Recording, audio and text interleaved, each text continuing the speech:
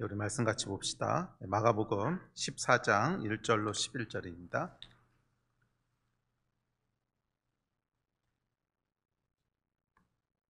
네, 14장 1절로 11절 마가복음 말씀 함께 봉독합시다. 1절부터 읽읍시다. 시작. 6월절과 무교절이라 대제사장들과 서기관들이 예수를 흉계로 잡아 죽일 방도를 구하며 이르되 밀란이 날까 하노니 명절에는 하지 말자 하더라.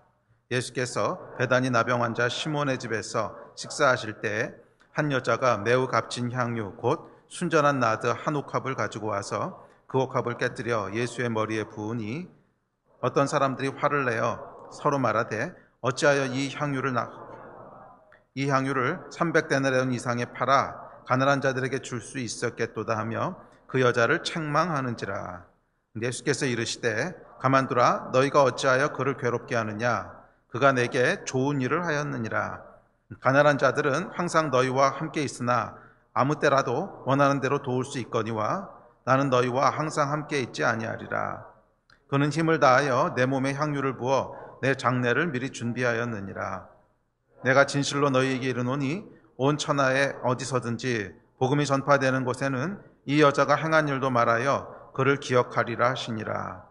12 중에 하나인 가룟 유다가 예수를 넘겨주려고 대제사장들에게 가매 그들이 듣고 기뻐하며 돈을 주기로 약속하니 유다가 예수를 어떻게 넘겨줄까 하고 그 기회를 찾더라. 네, 저희가 마가복음 살펴보고 있습니다. 오늘 39번째 시간입니다. 자, 오늘 본문이 14장 말씀은 예수께서 십자가에 달리시기 바로 직전의 일입니다. 아마 하루 전이거나 많아야 한 이틀 전쯤 되지 않을까 생각을 합니다. 그리고 십자가라고 하는 위기가 점점점 이렇게 가까이 다가오면서 사람들 속에 감추어져 있던 것들이 원색적으로 드러나기 시작합니다. 다음 주부터 우리가 십자가가 드러내는 것들에 대해서 좀 더 집중적으로 살펴볼 텐데, 우리가 십자가 앞에 나아가잖아요. 또는 십자가가 우리한테 점점점 다가오잖아요. 그러면 우리 안에 감추어져 있던 것들이 드러나게 됩니다. 그 전까지는 잘 몰라요. 그 전까지는 우리 마음 깊은 곳에 숨겨두고 있고 눌러두고 있어서 나도 모르고 사람들도 모르고 잘 몰라. 그런데 십자가라고 하는 위기가 점점점 가까이 다가오면, 또는 우리가 십자가 앞으로 한 발 한 발 더 가까이 나아가면 우리 안에 눌려있고 감춰져 있던, 사람들도 모르고 나도 모르던 내 안에 있는 그 본심들, 본질들, 내 믿음의 실체들, 민낯들, 이런 것들이 다 드러나게 됩니다. 그래서 오늘 본문에 보면 십자가가 점점 다가오자 예수를 대적하던 사람들은 이제 드러내놓고 예수를 죽이기로 모색합니다. 또 예수를 따르기는 했지만 뭔가 못마땅하고 100% 동의하지 못했던 유다는 더 이상 자신의 속내를 억누르거나 감추지 않고 원색적으로 드러냅니다. 예수를 배반하고 팔기에 이릅니다. 반면 예수를 정말로 사랑했던 한 여인은 300데나리온이나 하는 그 아주 비싼 향유를 깨서 예수께 붓고 또 그의 장례를 준비하기 위해서 아주 비합리적이고 비효율적인 행동을 합니다. 맞아요, 여러분. 사람은요, 위기가 닥쳐봐야 그 안에 진짜 뭐가 있는지를 알 수 있게 됩니다. 위기가 닥쳐봐야 본심이 드러납니다. 저와 여러분은 어떨까요? 위기가 닥칠 때, 십자가가 다가올 때 저와 여러분은 어떤 반응을 드러내게 될까요? 궁금하기도 하고 여러분 두렵기도 하지 않으십니까? 위기가 다가올 때 저와 여러분에게서 드러나게 되는 진짜는 뭘까? 두렵지 않으세요? 그런 생각들 여러분 한번 해보시지 않으셨어요? 야, 정말 초대교회 때나 아니면 중국 가정교회 핍박이 한창 심했을 때 같은 그런 핍박이 온다면 나는 어떻게 반응할까? 이런 생각들 여러분 해보지 않으셨어요? 맞아요, 여러분. 그 상황이 우리 안에 있는 진짜가 뭔지를 이렇게 드러내는 거예요. 그 전까지는 잘 몰라요. 모든 것이 평안하고 아무런 위기도 없고 십자가가 멀리 서 있을 때는 모든 것이 아름답고 모든 것이 완전하고 모든 것이 좋아 보여요. 유다도 그랬습니다, 여러분. 유다가요, 처음부터 이상한 제자가 아니었어요. 예수님을 따라다녔던 수많은 사람들 중에 그래도 예수님께서 가장 충성되고 가장 하여간 제자로 합당하다고 하는 그래서 뽑았던 그런 최측근 중에 측근 12제자들의 한 명이었고 12제자 중에 한 명이었고 3년이나 예수를 쫓아다녔습니다. 그런데 그런 유다 안에 이런 마음이 있었을 거라고 하는 걸 누가 상상해냈겠습니까? 십자가 앞에 서기 전까지는 유다 자신도 몰랐을 거예요. 십자가라고 하는 위기 앞에서 비로소 드러나게 되고 비로소 대면하게 되고 비로소 깨닫게 된 사실이죠. 자, 저와 여러분이 이런 위기 앞에 서게 됐을 때 또는 위기가 우리 앞에 다가올 때 십자가가 한 발 한 발 우리 앞으로 다가올 때 드러나게 되는 것은 무엇일까요? 여러분 궁금하기도 하고 두렵지도 않으십니까? 두렵지 않으십니까? 과연 우리 안에 숨겨져 있는 평상시에는 드러나지 않지만 감추어져 있고 눌려져 있던 그 본질, 본심은 뭘까? 위기 앞에서 드러나게 될 그것은 기억하십시오 여러분. 그때 새롭게 생기는 게 아니에요. 지금 이미 우리 안에 있는 거야. 유다가 보였던 이 배신하고 예수를 팔았던 행동은 그때 갑자기 새롭게 생긴 것이 아니라 유다 안에 그렇게 될 수 있는 뭔가가 있었던 거예요. 그런데 그 전까지는 드러나지 않고 감추어져 있고 눌려 있던 거죠. 새롭게 생기는 게 아니에요. 지금 이미 우리 안에 있는 것입니다. 위기가 오기 전까지 감추어져 있는 것뿐입니다. 그렇기에 지금 그것을 미리 발견할 수 있고 지금 그것을 미리 대면할 수 있다면 그것은 굉장한 축복이고 은혜입니다. 위기와 십자가의 때가 오기 전에 우리가 우리 안에 있는 것들을 다시 바꾸고 새롭게 할 수 있는 기회가 있기 때문에 그렇습니다. 오늘 이 말씀을 통해서 우리 앞에 감추어져 있는 것은 뭔가, 십자가가 다가올 때 드러나게 될 우리의 민낯은 무엇일까 하는 것을 여러분 다시 한번 대면하고 직시하게 되면서 그것이 변화되고 회개하게 되고 새롭게 되는 기회가 되기를 주의 이름으로 축복합니다.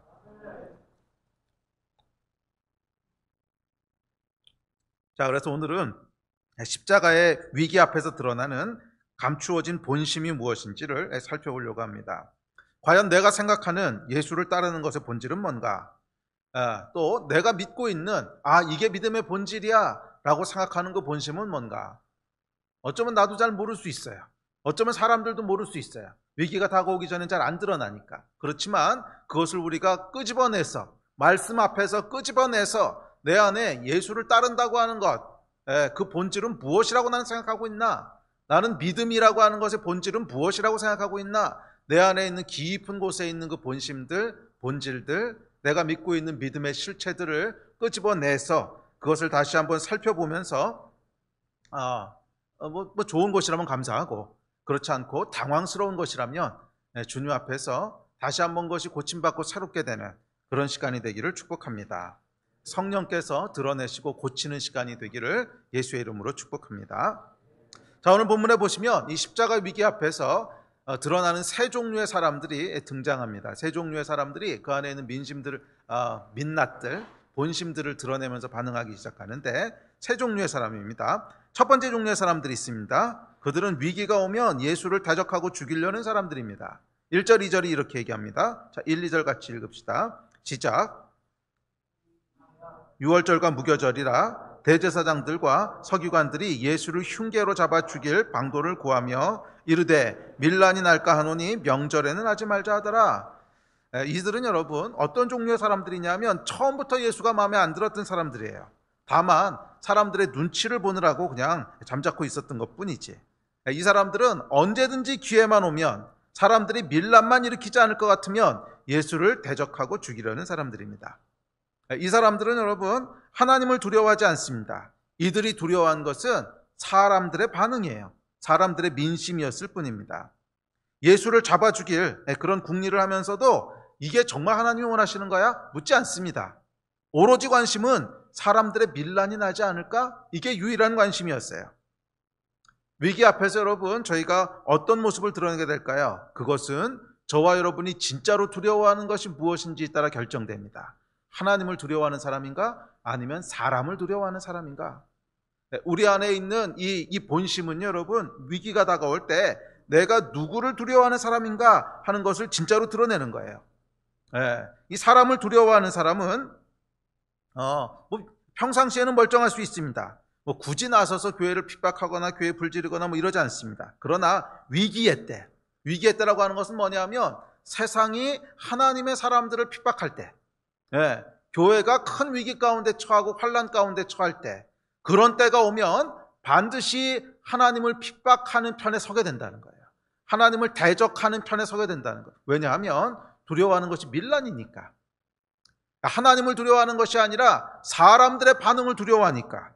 성난 민중이 일어나서 막 교회를 핍박하고 죽여 불질러, 로마 시대 때 그랬잖아요. 네로가 그것을 조장했을 때 많은 사람들이 교회에 대해서 속은 거죠. 하여간 분노하고 때려 부수고 불 지르고 죽이고 이럴 때 여러분, 이들은 무엇을 두려워했겠어요? 밀란을 두려워했다 그랬잖아. 하나님을 두려워하는 것이 아니에요. 이것을 다스리시는 분이 누구실까? 정말 하나님이 원하시는 것은 무엇일까? 이걸 두려워했던 것이 아니라 밀란을 두려워했던 사람들은 그 성난 파도에, 그 광기의 폭풍에 그냥 압도되어 버리는 거야. 왜? 밀란이니까. 그래서 이들은 결국은 하나님을 대적하는 편에 서게 됩니다. 그러면 여러분 기억하십시오. 내가 진짜 두려워하는 존재가 누군가? 정말 하나님을 두려워하는 사람인가? 아니면 사람들의 반응을 두려워하는가? 사람을 두려워하는 사람이라면 지금은 아무 일 없을 수 있어요. 그러나 결정적인 때가 오면, 십자가의 때가 오면, 교회가 십자가를 대면해야 되는 때가 오면 그는 하나님 편에 서는 것이 아니라 하나님 반대편에 서는 사람이 됩니다. 첫 번째 종류의 사람이에요. 자, 두 번째 종류의 사람이 있습니다. 가룟 유다입니다. 성경에서 가장 난해한 사람입니다. 그렇죠? 십자가의 위기 앞에서 가장 난해한 반응을 보였던 사람은 당연히 가룟 유다입니다. 이 유다에 대한 기록은 성경을 찾아보면 그렇게 많지 않습니다. 이 사람이 어떤 백그라운드를 가졌는지 거의 잘 몰라요. 그런데 하여간 이 반응을 보면 굉장히 당황스러운 사람인 것은 분명합니다. 유다는 처음에 살펴봤던 대제사장들처럼 대놓고 예수를 죽이려 하는 그런 안티가 아니었어요. 아니, 이 사건 이전까지는 가장 측근에서 예수님을 따랐던 12사도 중 한 명이었습니다. 가장 충실하고 믿을 만한 제자로 보였던 사람 중 하나였습니다. 그러니까 예수님께서 돈꾀를 맡기시죠. 돈꾀를 여러분 믿을 만하고 충성된 사람한테 맡기지 의심 가고 못 믿은 사람한테 맡기겠어요? 측근 중에서도 가장 믿음직하고 충성되고 그래 보였던 사람이라는 거예요. 그런데 십자가 위기를 앞두고 드러나는 그의 민낯, 신앙의 민낯은 충격적입니다. 예수를 배반하고 팔아넘깁니다. 그래서 성경은 뭐라고 하냐면 차라리 그는 태어나지 않았으면 좋았더라 이렇게 얘기합니다. 14장 21절에. 자, 과연 위기 앞에서 드러난 유다의 민낯의 본질은 뭐였을까? 유다 안에는 도대체 뭐가 있었을까? 유다는 예수를 따라다니면서 왜 따라다녔나? 무엇을 예수를 따르는 것이라고 생각했나? 그가 생각했던 메시아는 무엇인가? 이런 유다 안에 있는 본질들을 한번 차근차근 살펴보면서 저와 여러분 안에는 또 다른 유다가 없는지 깊게 대면하는 시간이 됐으면 좋겠습니다. 베다니 시몬이라고 하는 사람의 집에서 식사를 하십니다. 근데 식사하는 중간에 여러분이 잘 아시는 본문의 사건이 일어납니다. 한 여인이 들어옵니다. 요한복음에 의하면 그 여인은 마리아라고 기록하고 있습니다. 이 한 여인이 들어오는데 순전한 나드 한 옥합을 가지고 와서는 그것을 깨뜨려서 예수의 머리에 붓고 그 머리카락으로 발을 닦았다고 기록하고 있습니다. 아무도 예상하지 못했던 행동이었습니다. 이 나드 한 옥합은 값으로 300데나리온이나 한다고 기록하고 있습니다. 데나리온이 어떤 거냐면 노동자의 하루 품삯입니다. 그러니까 300데나리온이면 쉬는 날들 주말 빼고 나면 1년 연봉이에요. 그러니까 오늘날로 치면 평균적으로 한 4천만 원, 3천, 4천만 원 정도 되는 그런 액수라는 거예요. 상당히 큰 액수지요. 그 한 번의 이벤트를 위해서 쫙 깨뜨리기에는 여러분 엄청나게 큰 돈입니다. 3천, 4천만 원이나 되는 이제 그런 액수입니다. 자, 그런데 이것을 보고는 유다가 화가 났습니다. 그리고 성경은 이 사건이 유다가 예수를 배반하게 되는 결정적인 사건이라고 기록합니다. 이 마태복음을 봐도 그렇고 요한복음을 봐도 그렇고 누가복음을 봐도 그렇고 오늘 또 마가복음을 봐도 그렇고 이것이 항상 백투백으로 기록되어 있어요. 이 여자가 향유를 깨고 유다가 화를 내는 거 보고 예수님께서 아니야 유다야 그가 좋은 일 한 거야 했더니 바로 가서 제사장을 만나고 팔아넘기고 그렇게 기록되어 있습니다. 그래서 어떤 복음서를 보든지 간에 이것이 붙어서 나와요. 그러니까 이 마리아와 유다의 기록이 붙어 나온다는 거예요. 자, 그러니까 이 사건이 유다가 예수를 이제 그 전부터 이상한 건 있었을 거야. 그 전부터는 예수님한테 풀리 동의가 안 되고 저거 뭐지? 이해가 안 되고 이런 게 있었겠지만 결정적으로 이 사람은 진짜 아니다. 이렇게 하게 되는 계기는 이 사건이었던 것으로 우리가 유추해 볼 수 있습니다. 예.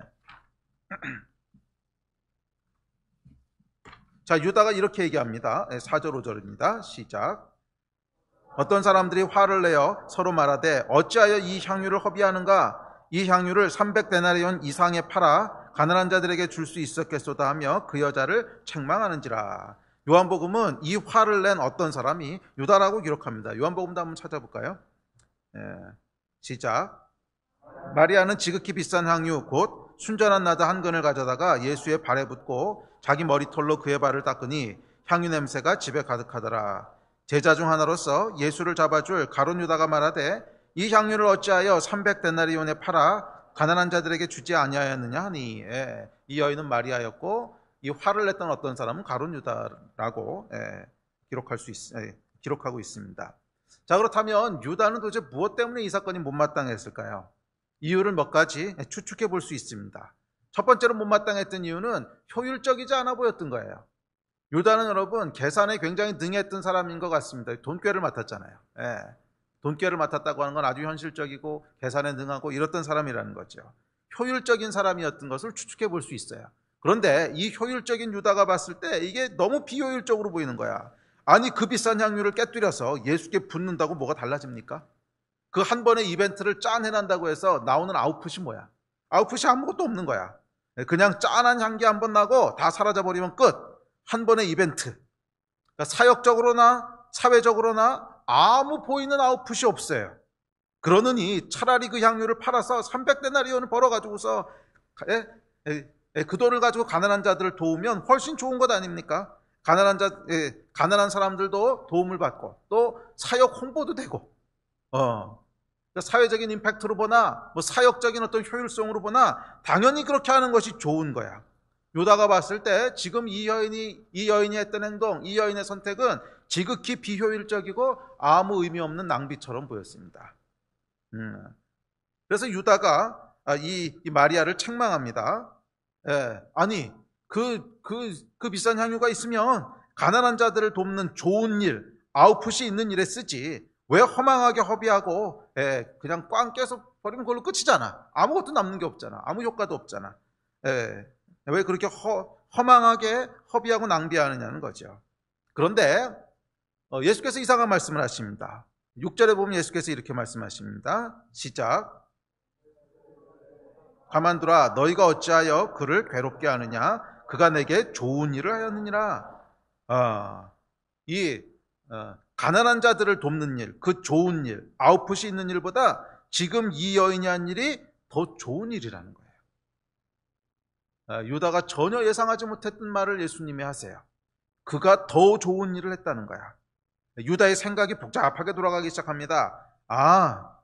그러니까 이분은 비효율적인 분일 뿐만 아니라 가난한 자들에게는 전혀 마음이 없는 사람이구나. 가난한 자들에게는 전혀 마음이 없는 사람이구나.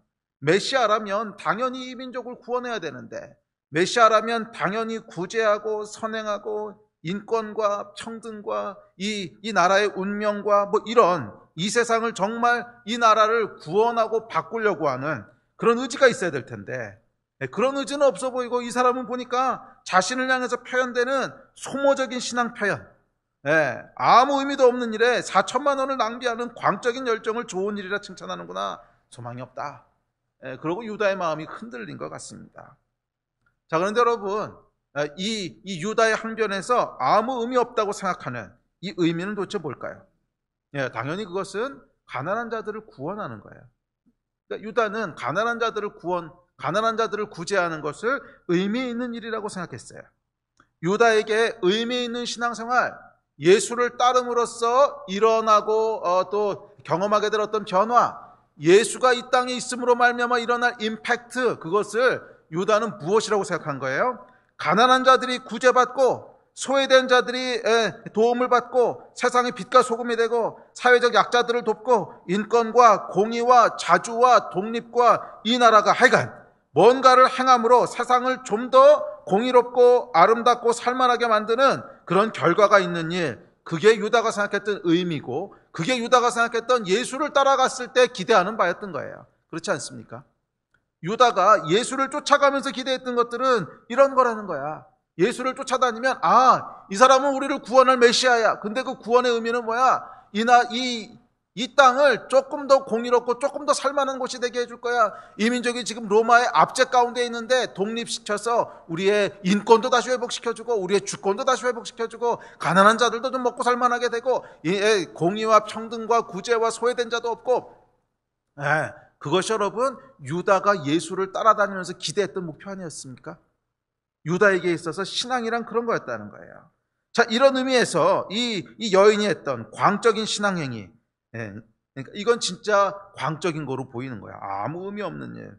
그러니까 이 여인이 했던 일은 기독교의 삶과 실천의 영성에서 벗어나서 그저 개인의 감정과 열정을 분출하고 소모하는 자기만족적 종교 소모 행위로 보인 거예요. 이 여인의 행동을 딱 바라보고 판단하는 유다의 판단은 이거예요. 자기만족적인 종교 소모 행위다.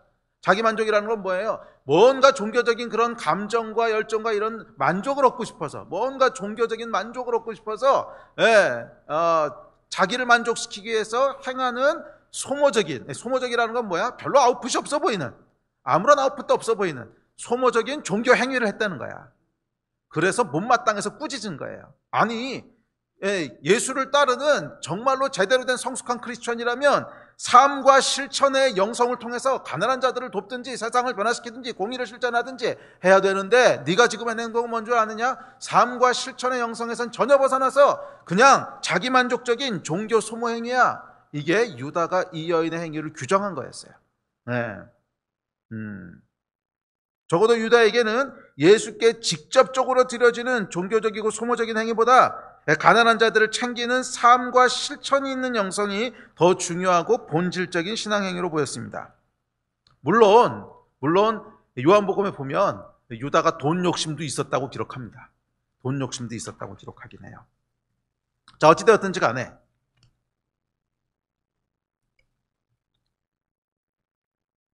유다의 깊은 곳에 있었던 신앙의 본질이 무엇인지 보이십니까? 그에게 예수를 따르는 것이랑 가난한 자들을 돕고 우리 사회를 조금 더 아름답게 만들고 공의와 인권이 존중되고 그런 실천적인 삶을 사는 것입니다. 여러분, 이것이 틀렸다는 얘기가 아닙니다. 당연히 예수께서 그렇게 하라고 하셨어요. 세상의 빛과 소금이 되라고 하셨고, 당연히 우리의 삶 가운데 아무런 실천이 없다면 네 믿음은 가짜라고 하셨고, 이것은 당연히 맞는 말이에요. 틀린 말이 아니야. 그런데 문제는 예수께서 좀 다르게 말씀하시는 거야. 이때 조금 다르게 말씀하시는 거야. 이 유다를 보고서 그러니까 예수께서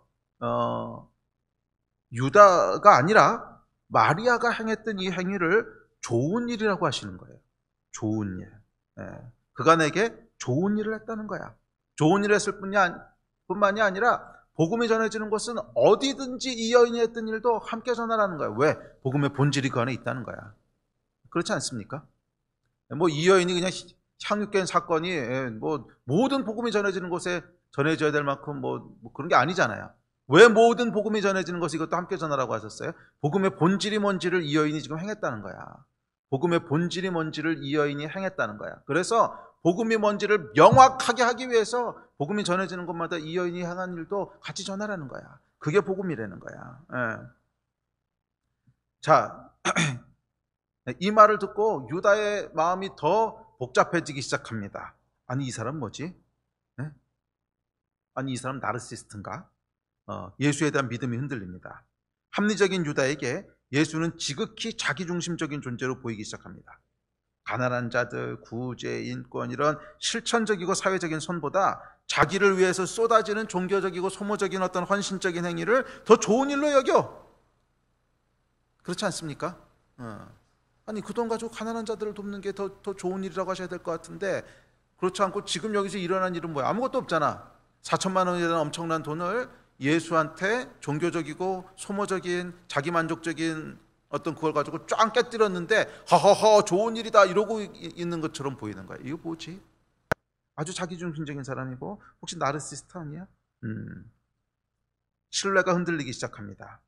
유다의 신념과 맞지 않는 거예요. 유다의 생각과 맞지 않는 거예요. 유다에게 예수는 유다 자신의 신념에 부합되는 기대주였지 자신의 모든 생각을 버리고 따라야 될 절대주가 아니었어요. 유다가 기대했던 예수를 따르는 것은 세상을 바꾸고 변화시키는 것이고, 엄밀한 의미에서 예수는 그 일을 이루어가는 수단이었지, 이런 것과 독립적으로 존재하는 그 존재 자체가 목적인 이런 존재는 아니었다는 거야. 자, 그런데 세 번째 인물이 등장합니다. 바로 마리아, 향유를 부은 이 여인이에요. 유다와는 정반대편에 서 있는 사람입니다.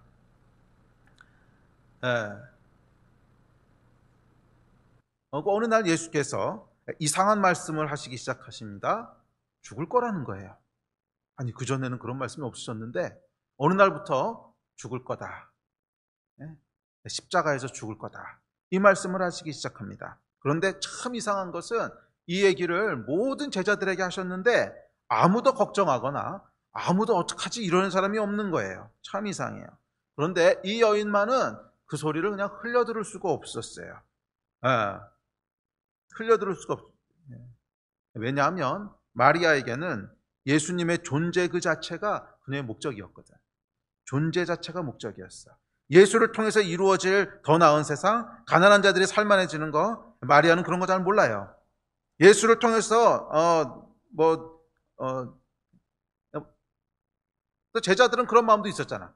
예수님께서 진짜 왕이 되시면 좌표우편에 앉게 되는 거 아니야? 뭐 이런 거. 근데 마리아는 이런 것도 관심 없어. 오로지 마리아에게 관심 있는 건 뭐냐면 예수님 그 자체뿐이야. 내가 사랑하는 분, 내 모든 관계의 최종적인 목적은 그냥 그분 자체야. 그분을 통해서 뭐 이루어질 더 나은 세상? 몰라. 마리아는 그런 거 복잡해서 잘 모르고 무식해서 잘 몰라. 또 뭐 한 자리 하는 거? 한 자리 남자들이나 관심이지 여자 관심도 없어. 그냥 오로지 예수님 그 자체만이 관심이고 목적입니다. 그런데 그 예수가 죽는다는 거예요. 그 예수가 죽는다는 거야. 이 얘기를 듣는 순간 아무 다른 소리도 들리지 않습니다. 아무 다른 일도 보이지 않습니다. 여러분이 마리아에게는 예수는 무언가로 가기 위한 수단이 아니에요. 무엇인가를 이루기 위한 그런 매개체가 아니야. 예수님 자체가 그냥 목적이었어. 예수님 자체가 최종 골이야, 최종 골. 내가 예수를 따라다니고 내가 예수와 관계를 맺는 최종적인 목적은 뭐냐? 그냥 그분 자신이야. 그분을 통해서 뭘 얻게 되고 그분을 통해서 세상이 더 나아지고 아니야 그런 거 아니야. 그것이 여러분 마리아와 유다의 차이였어요.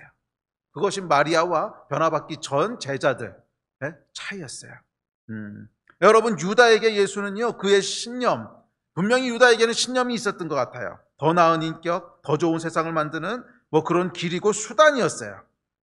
또 제자들에게 예수는 뭐 좋아하고 따라하고 존경하고 하는 것 같았지만 결국 그들의 꿈이 있어. 예수께서 왕이 되셨을 때 한 자리 오르는 것, 좌표우편에 앉는 그 꿈을 이루는 어떤 매개체고 수단이었어요. 그런데 마리아는 달랐어요. 마리아에게 예수는 어떤 것을 이루거나 어떤 것을 얻기 위한 길이나 매개체가 아니에요.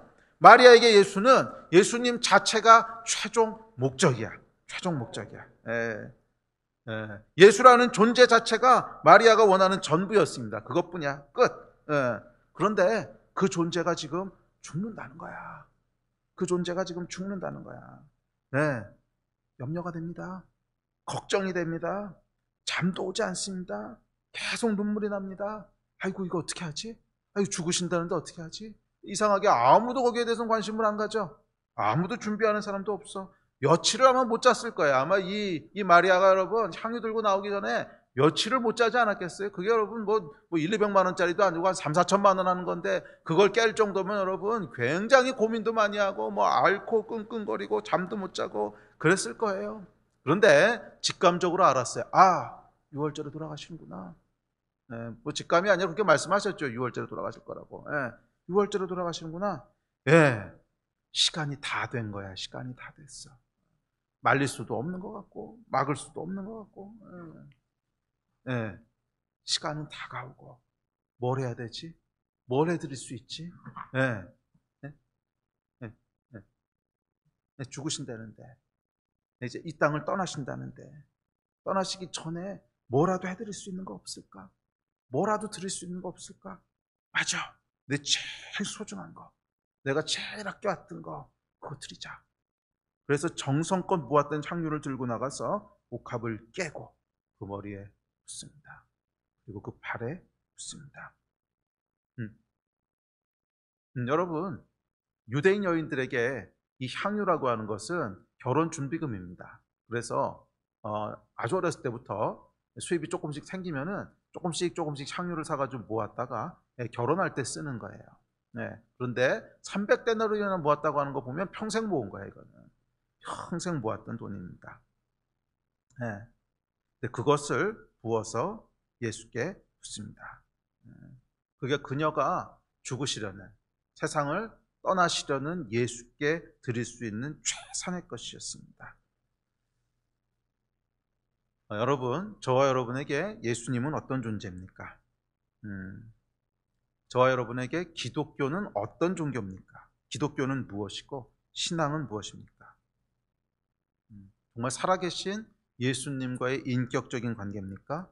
아니면 예수를 통해서 이루거나 얻거나 보고 싶은 어떤 것입니까? 여러분의 기독교는 어떤 기독교입니까? 여러분의 복음은 어떤 복음입니까? 여러분의 예수는 어떤 예수입니까? 정말 예수님과 인격적인 관계를 누리는 그것이 여러분의 복음입니까? 아니면 예수를 통해서 이루어질 또는 예수를 통해서 얻게 될, 꼭 기복신앙을 얘기하는 거 아닙니다. 유다도요, 뭐 기복신앙은 아니었어요. 그의 신념이 있었던 것 뿐이지. 아니, 사회를 조금 더 살만한 곳이 되게 하고 가난한 자들을 조금 더 돕자고 하는 게 뭐 나쁜 거 아니잖아요. 뭐 당연히 하나님도 관심 있으신 것이고, 뭐 당연히 좋은 거예요. 그렇지만 그 어떤 것이 여러분의 본질이십니까? 아니면 예수님 자체가 여러분의 관심이십니까? 우리가 이 뭐 구원 또는 복음에 대해서 얘기하면서 예수 그리스도와의 인격적 관계라는 표현을 씁니다. 그렇죠? 예수님과 인격적 관계가 있어.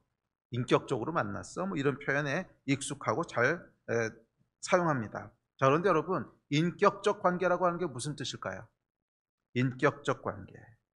인격적 관계란 뭐냐면 그 관계 혹은 그 존재가 수단이 아니라 목적인 관계를 얘기하는 겁니다. 그러니까 인격적 관계라고 하는 건 뭐냐면 그 존재가, 그 관계가 어떤 수단도, 뭐 아무리 좋고 아무리 고귀한 것이라고 할지라도 그것이 수단이 되지 않는 거예요. 그냥 그 사람 자체, 그 존재 자체가 이 관계의 최종적인 목적이야. 그것이 인격적인 관계. 여러분 그렇지 않습니까? 그러니까 예를 들어서 여러분들이 가족과 또는 뭐 배우자와 인격적 관계를 맺죠. 근데 그것이 인격적 관계라고 하는 뜻은 뭐예요? 그 관계 자체가 최종적인 골이라는 거야. 그 관계를 통해서 또 뭔가를 얻고자 하는 게 아니라는 거야. 근데 비즈니스 관계는 다릅니다. 비즈니스 관계는 뭐예요? 그 사람 존재 자체가 목적이 아니지. 그 사람 존재가 나한테 무슨 의미가 있어? 그냥 그 사람과의 관계를 통해서 내가 하고자 하는 어떤 게 있는 거지. 그건 비인격적인 관계라는 거예요. 인격적인 관계라고 하는 건 그 존재 자체가 관계의 최종 목적이 되는 거예요. 어떠한 수단도 되지 않는 거예요. 그를 통해서 내가 보고 싶은 어떤 거, 그를 통해서 내가 이루고 싶은 어떤 거, 예수를 따라감으로 내가 보고 싶은 어떤 거. 아니, 그게 아니라 예수 자체가 우리의 목적인 거. 그게 인격적인 관계라는 거예요. 그런 의미에서 유다는 예수와 인격적 관계를 맺고 있었던 게 아니에요. 유다는 유다 자신이 생각하는 신념과 어떤 유토피아를 이루는 수단으로 예수를 생각했던 것 뿐이고, 그래서 그 수단이 그 수단인 예수가 자기의 신념을 이루어줄 가능성이 없다고 생각하자 그냥 그를 팔아버렸어요. 유다가 예수를 통해 기대했던 것은 뭐 기대했던 그의 신념이나 생각이 꼭 악하고 잘못됐고 뭐 그랬다는 뜻이 아닙니다. 그저 그가 예수와 인격적 관계가 아니었다는 것 뿐이야. 그리고 어쩌면 유다가 소망했던 것들이 뭐 그렇게 나쁜 게 아니었어요. 적어도 표면적으로는 뭐 속으로 무슨 생각 돌아가는지 모르겠지만 적어도 표면적으로는 가난한 자들 돕자는 건데 뭐가 나빠. 그리고 당연히 그거 예수님께 소망하시는 것하고도 크게 다르지 않습니다. 또 뭐 당연히 크리스천들이 해야 될 일 크게 다르지 않아요. 뭐 소외된 자들 돕고 뭐 가난한 자들 돕고 또 뭐 조금 더 공의로운 세상이 되도록 하고 크리스천이 해야 되는 일과 다르지 않아. 그런데 문제는 그저 유다가 예수와 인격적 관계에 있었던 것은 아니라는 거야. 네. 포인트는 이거예요. 그저 유다에게 예수는 이 좋은 일, 이 하나님의 뜻을 이루어가는 매개체였고 수단이었지 예수 자체가 목적은 아니었다는 거야. 뭐 제자들도 마찬가지였습니다. 제자들도 여러분 예수님과 인격적 관계에 있었는지는 잘 모르겠어요. 뭐 그들이 예수를 좋아하지 않았다는 건 아니야. 존경하지 않았다는 것도 아니야. 그렇지만 그들에게는 예수 자체보다 더 큰 관심이 있었어요. 그런 관계는 인격적이라고 부르는 게 아니라는 거야. 인격적 관계는 뭐냐 하면 그 존재 자체하고 다른 것을 비교할 수 없는 거야. 그 존재 자체가 가장 크고 중요한 거야. 그것이 인격적인 관계입니다. 그러나 마리아는 달랐습니다. 이 마리아에게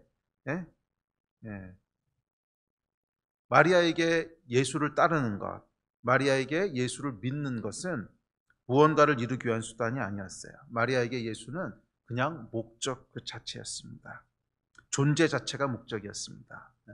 마리아는 예수와 이런 관계 속에 있었습니다. 그리고 이런 마리아에게만 예수께서 죽으시겠다 하는 말씀이 들리는 거예요. 잘 기억하세요, 여러분. 예수와 인격적인 관계에 있는 사람만 예수님의 말씀이 들려요. 예수와 인격적인 관계에 있는 사람만 예수의 말씀이 들려요. 분명히 예수께서 모든 제자들을 다 모아놓고 모든 사람이 들을 수 있게 말씀하셨거든요. 죽을 거야, 십자가에 달릴 거야, 부활할 거야. 모든 제자들한테 아주 퍼블릭하게 전부 다 얘기했는데 왜 마리아만 기억하고 들었는가? 마리아만 예수와 인격적인 관계가 있었던 거야. 기억하세요. 오늘날도 저와 여러분이 언제 예수의 음성을 듣게 되는가? 그분과 인격적인 관계가 있을 때 듣게 되는 거예요. 그분이 내 인생의 최종적인 목적이고 그분이 그러니까 내가 예수 믿고 따라가고 또 뭐 신앙생활하고 모든 것의 최종적인 목적은 예수님 그분 자체야.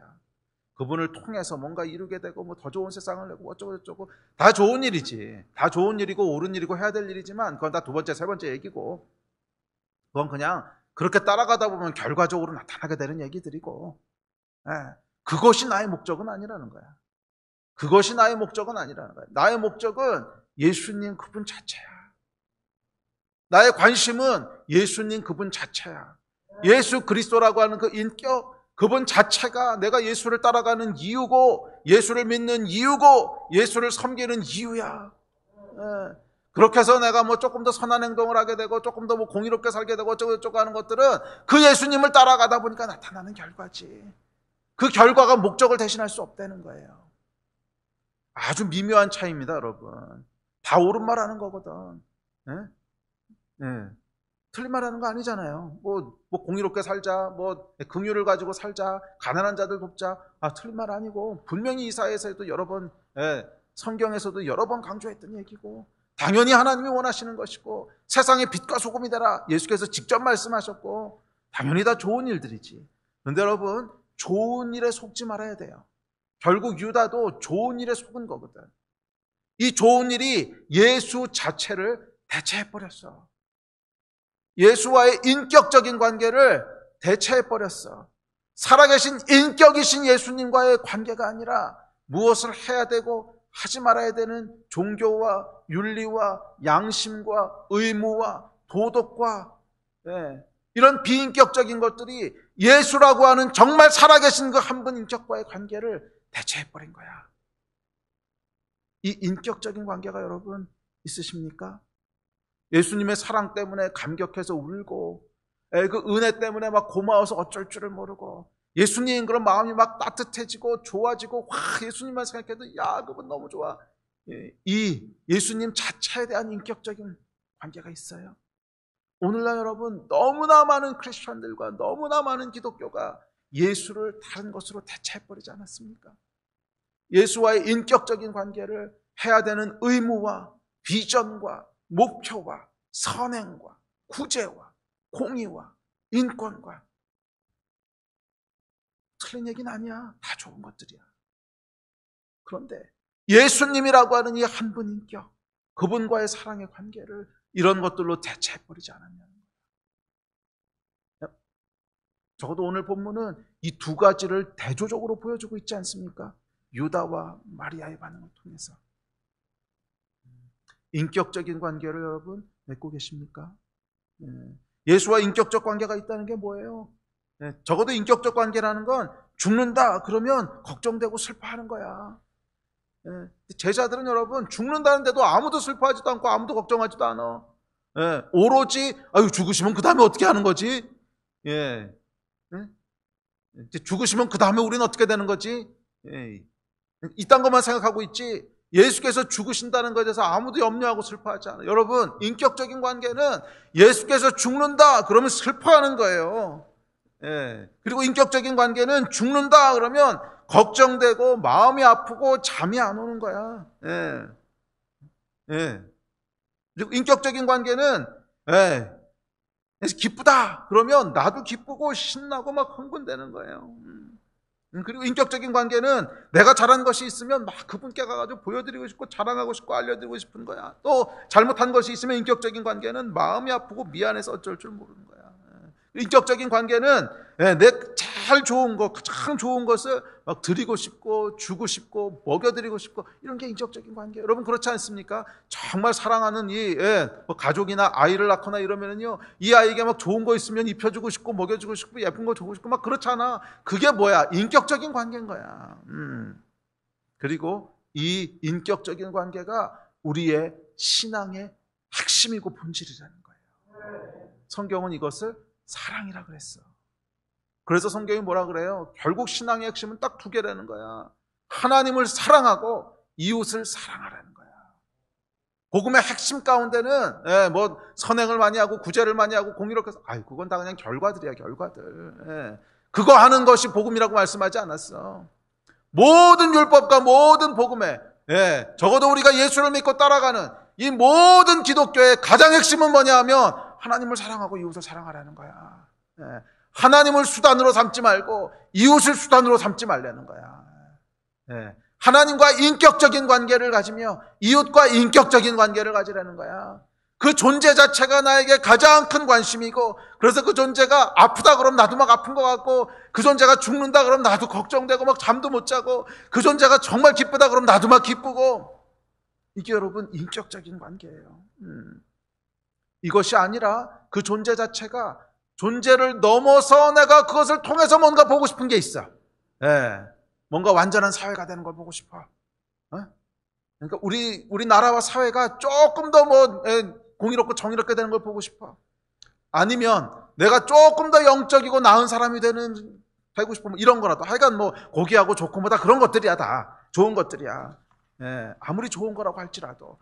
그것이 예수의 존재 자체를 대체해버리는 순간, 기억하세요. 우리의 민낯은요, 가롯 유다라는 거야. 예수를 팔아버리는 거야. 정확하지 않습니까, 여러분? 수단이 뭐예요? 목적이 아니고 수단. 팔아서 내가 목적인 것을 찾는 거잖아. 가롯 유다 여러분, 민낯이 뭐예요? 예수를 파는 거야. 예수를 수단으로 삼는 거야. 예수를 팔아서, 예수를 수단 삼아서 내가 원하는 것을 이루고 보고 싶어 하는 거야. 절대로 여러분 예수와의 인격적 관계를 대체할 수 없어요.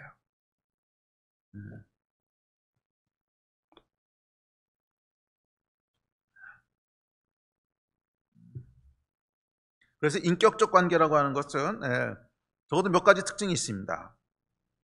첫 번째 특징은 뭐냐면, 인격적 관계는 그 사랑의 대상이 아닌 다른 사람의 눈에는 이상하게 보이고 이해할 수 없는 낭비와 소모처럼 보입니다. 자, 예를 하나 들어볼게요. 가족, 배우자 또는 자녀가 불치병에 걸렸어요. 그런데 병원에서 뭐라 그러냐면, 너무 늦어서 가능성 제로입니다. 이건 절대로 못 삽니다. 가능성 제로입니다. 그러니까 지금 이 병 걸려서 살아난 사람은 100만 명 중에 한 명도 없습니다. 자, 그렇다면 여러분은 어떻게 하시겠어요? 효율성을 생각하고 합리적으로 생각한다면, 가능성 제로니까 그냥 편안히 죽도록 둬야 되는구나, 이렇게 하시겠습니까? 아니면 가능성 제로라고 아무리 과학이 얘기를 해도 집 팔고 땅 팔고 차 팔고. 그래서 이것저것 할 수 있는 일, 사기 맞아가면서까지도 다 해보시겠습니까? 당연히 후자 아니겠어요? 당연히 후자 아니겠어요? 아무리 가능성이 제로라고 해도, 예, 뭐 집도 팔고 땅도 팔고 있는 재산 다 팔아가지고서 어떻게든지 시도해 보려고 하지 않겠습니까? 왜? 그게 인격적인 관계야. 제 3자의 눈에는요, 어리석어 보여요. 저거 어차피 저렇게 해봐야 안 되는 건데. 그렇잖아요. 가능성 제로인데. 예. 100만 명 중에 한 명도 살아나는 사람이 없는데. 가능성 제로인 일을 하고 있네. 아유, 저게 무슨 낭비냐. 조금 합리적으로 생각하면 어차피 저 사람은 돈을 써도 죽고 안 써도 죽어. 치료를 받아도 죽고 안 받아도 죽어. 그럴 거면 돈이라도 세이브하는 게 합리적인 생각 아니에요? 그래야 산 사람이라도 살지. 예. 그런데 가족은 그렇게 못해. 그런데 가족은 그렇게 못해. 있는 돈 없는 돈 다 끌어모아서 그것도 안 되면 빚까지 져가면서 하여간 거기다가 쏟아부어요. 왜? 사랑하니까. 그 존재 자체가 목적이니까. 이게 여러분 인격적인 관계입니다. 왜 마리아가 그 쓸데없어 보이는 옥합을 깼느냐고? 사랑하니까. 네. 사람들 눈에는요 이상해 보였을 거예요. 낭비처럼 보였고 소모적으로 보였고. 네? 아니 저렇게 한다고 뭐가 달라져? 어? 아니 300데나리온이나 되는 거를 깨가 아이고 아무 의미도 없는 일에. 네. 아이고 그까지 한 번의 이벤트에 저게 이제 뭐 하는 짓이다냐. 이해할 수 없었어요. 왜? 인격적인 관계가 아니었으니까. 주변에 있는 사람들에게는요 예수는 그냥 하나의 수단이었지 그 존재 자체가 목적이 아니었어요. 그래서 그 사람들 눈에는 마리아의 향유옥합이 우리가 드리는 사랑의 헌신과 눈물의 예배가 소모적인 종교 행위로 보이는 거예요. 아무런 아웃풋도 없는데 왜 저 소모적이고 낭비적인 걸 하지? 사람들은 이해할 수 없어요. 이게 여러분 인격적인 관계의 첫 번째 특징이에요. 그래서 여러분 잘 보십시오. 예수를 알지 못하는 사람들, 그러니까 크리스천이 아닌 사람들은 우리가 예수님 앞에 나아가서 기도하고 또 예배하고 또 헌신하고 하는 게 이해가 안 돼. 네. 저거 한다고 뭐 달라지나? 그래서 그 사람들이 기대하는 기독교는 뭔지 아십니까? 사회에 선한 일을 하고 구제도 좀 많이 하고 그런 거지. 네. 교회에서 예배하고 정말 주님 앞에 나와서 무릎 꿇고 울고 하는 거 보면 아이고야 저거는 광신이지. 이해가 안 되는 거야. 이해가. 왜? 인격적인 관계가 아닙니까? 인격적인 관계는 여러분 그 관계 밖에 있는 사람은요 이해할 수가 없어요. 그냥 보면 이상해 보이고 낭비적으로 보이고 소모적으로 보이는 거야. 그게 원래 그런 겁니다. 그래서 이 향유옥합을 깼던 마리아도요 사람들이 다 책망했다 그러잖아요. 뭐 하는 거냐 너 지금. 그럴 바에야 그 돈 가지고 팔아서 가난한 자를 돕지. 둘째, 예. 두 번째 인격적 관계는 합리성으로 움직이는 것이 아니라 마음으로 움직입니다. 참 놀랍게도 예수께서 이 마리아의 의미 없어 보이고 비합리적으로 보이는 행동을 좋은 일이라고 하십니다. 좋은 일이라고 하십니다. 유다가 항변했을 겁니다. 아니 예수님 생각해 보십시오. 그 300데나리온을 정말 잘 사용하는 길은 팔아서 가난한 자들 주는 거 아닙니까? 그게 하나님이 원하시는 것이고 참된 크리스천의 삶 아닙니까? 아니 예수님 장례 준비한다고 그 한 번의 이벤트를 위해서 4천만 원을 쓴다고요. 제정신입니까? 그런데 예수께서 말씀하십니다. 그녀를 괴롭게 하지 말아라. 그녀가 내게 한 일이 좋은 일이다. 아니 도대체 무엇이 좋은 일이라는 말씀입니까? 향유를 깨서 투자해서 그래서 나온 게 뭔데요? 효과가 뭔데요? 아무것도 없잖아요. 정말 아무것도 없을까요? 아니요 여러분. 한 가지 있어요. 왜 예수께서 좋은 일이라고 하셨나? 마리아의 마음. 그 마음을 받으신 거잖아. 얘가 이렇게 나를 생각하는구나. 자기의 가장 소중한 것을 깨서 나의 죽음을 준비하는구나. 이 마음. 예. 그러니까 예수께서 좋은 일이라고 하신 것은 향유를 사용해서 얻는 효율성이 아니었어요. 예, 향유를 드린 마리아의 마음, 예수께 드리는 그 마음입니다. 네, 여러분, 정말로 예수께서 원하시는 것이 무엇인지 보이십니까? 정말 예수께서 기뻐하시는 일이 무엇인지 보이십니까? 미안하지만 그건 선한 크리스천이 되는 게 아니야. 정말 예수께서 원하시는 것은 소외된 자들 돕고 뭐 세상의 빛과 소금이 되고 사회적 약자를 돕고 뭐 인권이 어떻고 뭐가 어떻고 아니야. 물론 그거 틀렸다는 얘기는 아니에요. 물론 예수님도 그거 원하시고 당연히 그렇게 되길 원하시고 또 그렇게 하라고 하셨어요. 그렇지만 예수님께서 1차적으로 원하시는 것은 그게 아니야. 예수께서 1차적으로 우리에게 원하시는 건 뭐냐 하면 예수께서 죽는다 그러면 슬퍼하는 거야. 예수께서 힘들다 그럼 나도 힘들어하는 거야. 예수께서 기쁘다 그러면 세상 어떤 것보다 훨씬 더 기뻐하고 즐거워하는 거야. 예수께서 원하시는 것은 이 마음 원하시는 것이지 선한 크리스천이 되기 원하시는 게 아니에요. 정말 예수께서 원하시는 것은 예수께서 십자가에서 달리신다는 말에 슬퍼하는 거야. 예수께서 죽으신다는 말에 잠 못 이루는 것이고 예수께서 죽으신다는 말에 아끼고 아꼈던 향유를 깨뜨려서 그 발에 붓는 거야. 예수께서는 주 너의 하나님을 사랑하라고 하셨지 착한 크리스천이 되라고 하지 않으셨거든. 그건 그냥 결과일 뿐이지. 여러분, 오늘날 현대교회 안에, 현대 기독교 안에, 저와 여러분 안에 착하고 선하게 살아야겠다는 크리스천들은 많지만 정말 예수님 앞에 눈물로 향유를 깨뜨려 그 발에 붓는 사람들은 얼마나 될까? 정말 예수께서 원하시는 것은 합리적이고 효율적인 선행이 아닙니다. 정말 예수께서 원하시는 것은 인격적인 관계 속에서 마음으로 움직이는 거예요. 예수께서도 그렇게 하셨잖아요. 정말 예수께서 합리적이고 효율적으로 움직이셨다면 십자가 안 지셔요. 우리하고 예수님하고 누가 더 가치가 있어? 당연히 예수님이 가치가 있지. 우리하고 무지렁이 아니야. 효율적으로 생각하셨다면 절대 우리 위해서 죽지 않으세요. 그런데 예수님께서는 효율적으로 움직이시는 것이 아니라 마음으로 움직이셨어요. 우리와 인격적인 관계를 맺고 계셨거든. 가능성 제로라고 해도 집 팔고 논 팔고 다 팔아서 그에게 쏟아부을 수밖에 없는 그것으로 예수님이 움직이신 거잖아. 그래서 우리가 구원을 받은 것 아닙니까? 저와 여러분의 예수는 어떤 예수십니까? 저와 여러분의 신앙은 무엇입니까? 그 본질이 정말 인격적인 관계에 기초하고 있습니까?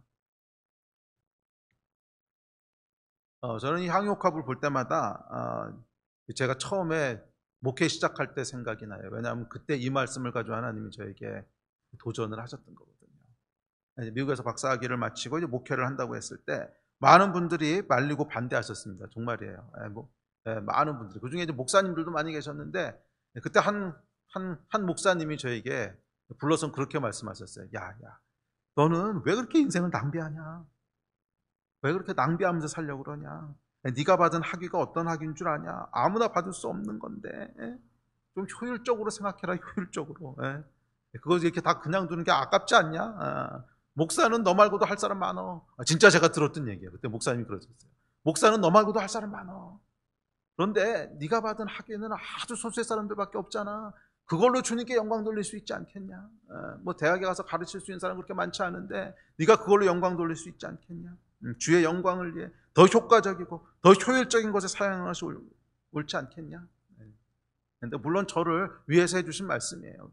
위해서 해주신 말씀이지만 제 안에는요 전혀 다른 프레임이 돌아가고 있었습니다. 뭐 효율성, 효과적, 몰라 그건 모르겠고 제 안에 돌아갔던 생각은 뭐냐 하면 제일 좋은 것으로 예수님 섬기고 싶었던 거예요. 내가 가지고 있는 최고의 것을 들여서 예수님 섬기고 싶었던 거고 그냥 그렇게 하고 싶었어요.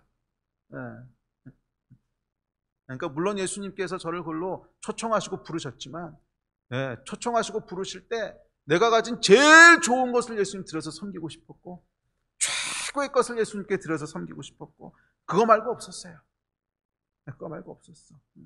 저에게 예수를 따르는 것, 크리스천이 된다고 하는 것은 선행을 많이 하거나 구제를 많이 하는 것과는 결이 다릅니다.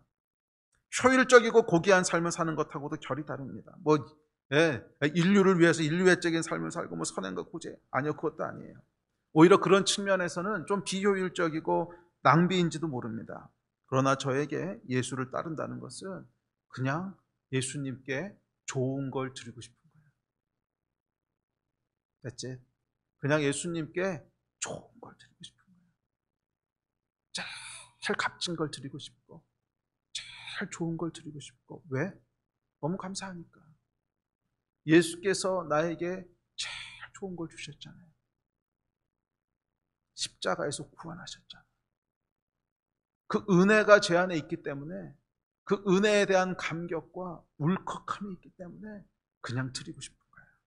그냥 드리고 싶은 거예요.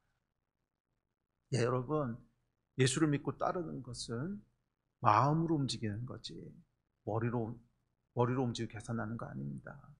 머리로 계산해서 가장 효율적이고 가장 효과적인 옵티멀 솔루션이 뭔가, 그건 여러분 비즈니스지 관계가 아니에요. 관계는 계산하지 않는 거야. 뭐가 옵티멀 솔루션이고 이런 거 안 찾아도 돼. 관계는요, 내가 할 수 있는, 아니 할 수 없는 거라도 그냥 제일 좋은 걸 드리고 싶은 게 관계고 인격적인 관계입니다. 신앙은 여러분 울컥하면서 나오는 것이지 효율성에서 나오는 게 아니에요. 예수 그리스도, 은혜, 그거에 대한 울컥함이 여러분 진짜 내 안에 있는 신앙의 본질이지 효율성과 머리에서 나오는 계산이 아니라는 거예요. 아멘. 네, 여러분 안에는 그 울컥함이 있으십니까? 울컥함이 있으십니까? 우리 예배팀 앞으로 나오십시오. 정말 예수 그리스도, 하나님의 은혜로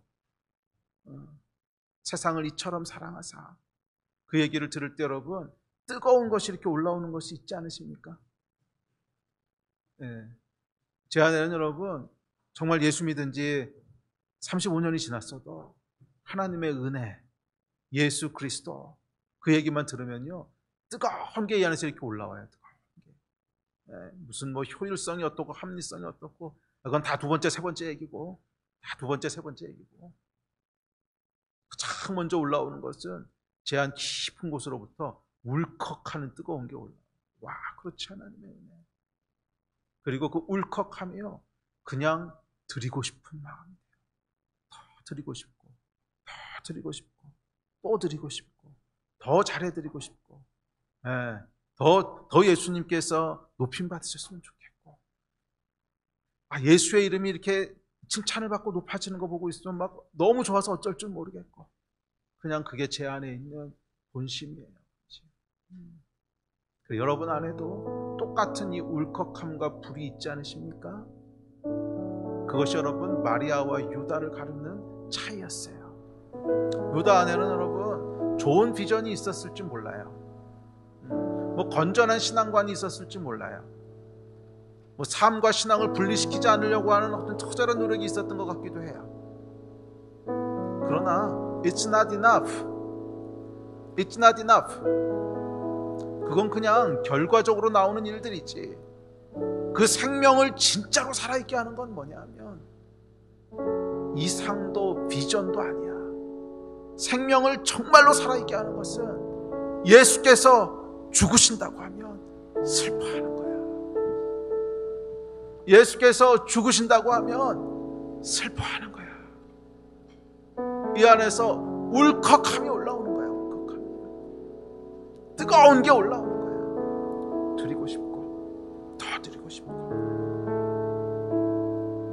또 예수께서는 이 마음을 좋은 일이라고 하셨어요. 그리고 복음이 전해지는 곳마다 전하라고 하셨어요. 맞아요. 예수께서 원하셨던 구원, 예수께서 원하셨던 복음은 우리와 인격적인 관계를 맺는 거였어요. 저와 여러분이 믿는 예수는 어떤 예수입니까? 저와 여러분이 믿는 기독교는 어떤 기독교입니까? 어쩌면 오늘날 너무나 많은 사람들이 착하고 선한 크리스천이 되는 것을 기독교라고 생각을 하는 이 오류에 빠져 있지 않습니까? 정말 이 점점 어려워져가는 이때 예수께서 찾으시는 것은 조금 더 합리적이고 조금 더 효율적인 가룟 유다가 아니라 조금 생각 없는 것 같고 조금 충동적인 것 같아도 예수 앞에 향유를 부었던 이 여인이 아니겠습니까? 어쩌면 지금이 우리의 향유를 들고 주 앞에 나아가야 될지도 모르요. 억지로 하실 필요 없어요. 억지로 하는 건 아무 의미도 없으니까 그 마음을 예수님 찾으세요. 정말 예수님 앞에 드리고 싶고 쏟고 싶고 더 드리고 싶은 그것이 더 많이 더 명확하게 드러나고 요구되는 때가 아닌지 모르겠습니다. 그런 여러분 되시기를 주의 이름으로 축복합니다. 아멘. 같이 좀 일어나셔서 기도하실까요?